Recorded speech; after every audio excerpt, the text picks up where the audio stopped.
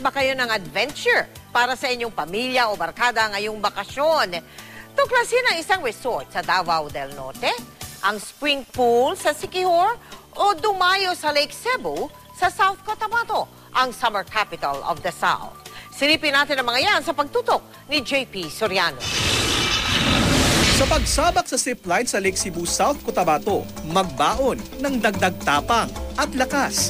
Ang taas kasi nito, mahigit 700 metro, sinasabing isa sa mga pinakamataas sa Southeast Asia. Kaya naman tanaw mo na ang 5 sa pamosong 7 falls ng South Cotabato na binansagang summer capital of the South. Tila lumilipad ka na rin sa bungee trampoline. Tila iikot naman ang iyong mundo kapag nasa sorball. Di rin pauli sa exciting summer adventure ang Island Garden City of Samal sa Davao del Norte. Isa sa mga ipinagmamalaki sa Aquafun ang Super Drop. Isang higanting slide, diretso sa dagat. Pwede ring magkaya. May banana boat din para sa buong barkada.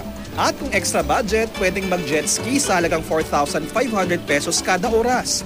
Matapos ang maghapong pagkatampisaw, mag-ipon naman ng energy at magpakabusog sa Budel Mill. Hit na hit din ngayong summer ang Kapilay Springs Park sa San Juan, Siquijor. Ang malawak na pool na papaligiran ng mga puno't halaman at maaliwalas na kapaligiran. Libre pa ang entrance kaya pwede isama ang buong pamilya o dabarkads. JP Soriano, nakatutok 24 oras.